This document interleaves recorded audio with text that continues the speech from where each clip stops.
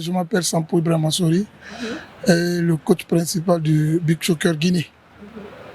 Vous avez été invité au Sénégal pour la préparation de la Coupe d'Afrique des Nations pour le Sénégal. Quel bilan tirez-vous de ces deux matchs où vous êtes opposé à l'équipe qui a l'habitude de remporter cette compétition? Bon, moi je crois que d'abord je commencerai par la nôtre qui est toute nouvelle et c'est une nouvelle expérience pour nous et surtout jouer contre un ténor comme ça, je l'ai toujours dit que l'équipe sénégalaise reste telle qu'elle est et je souhaiterais qu'elle avance encore de plus. Ça sera l'honneur pour l'Afrique de l'Ouest, pourquoi pas nous, parce que la Guinée et le Sénégal, ça, c'est la même chose quoi. Donc je crois qu'au fur et à mesure, l'équipe s'améliore. Parce que j'ai vu surtout le niveau tactique, surtout le dernier tiers là. J'ai vu, il y a eu le déplacement là, des joueurs. Ça, c'était une manière de faire fatiguer l'équipe, tout ça là. Il y a eu des déplacements que j'ai vus. Moi-même, bon, je vous dis, je sens complexe que je l'ai gardé déjà dans la tête. Arrivé à Conakry, j'ai essayé de faire mieux.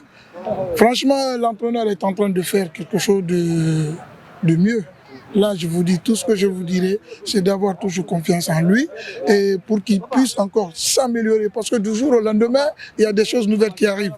Et il faut que ce soit à sa disposition pour qu'il puisse encore émerger le big soccer au Sénégal, pourquoi pas en Afrique. Et nous aussi, nous en profiterons. De manière globale, quel bilan tirez-vous de ces deux confrontations? Bon, moi, d'abord, je commencerai le global, hein, vous l'avez dit. Je commencerai par le public qui est amoureux. Franchement, là, j'apprécie beaucoup et même il y a un petit match ici. Je vois les gens s'intéressent, même les médias sont là. C'est la même chose que chez nous, quoi. Mais ce que je vois au fur et à mesure, ça continue au fur et à mesure, il y aura l'importance dans cette discipline. C'est ce que nous aurions aussi besoin de faire ça chez nous.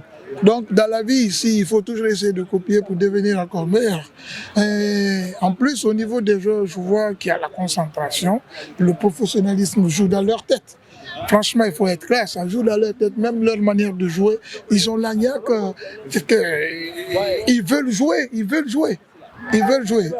Le seul conseil que je donnerai, c'est d'être là ensemble et s'écouter, et puis surtout écouter le coach qui est en train de faire quelque chose d'extraordinaire. Il faut être clair. Du coup, comment vous trouvez le Sénégal? Quelles sont ses chances, selon vous, à la CAN?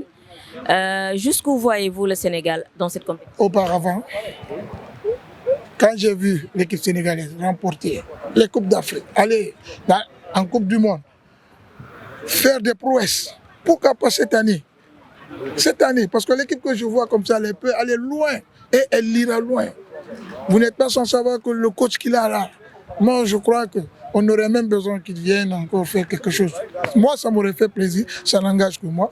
Moi je crois que la fédération tiendra compte pour qu'il vienne, pour qu'on puisse faire quelque chose pour améliorer. Parce que ce que j'ai vu ici, je n'envie pas aux Brésiliens, mais je suis là à 2 pas de chez moi, pourquoi ne pas prendre le technicien d'ici, l'amener chez moi? Ah. Quelles sont vos perspectives pour la Guinée? La Guinée, comme je vous l'ai dit hier, parce que la même question revient, on est nouvelle.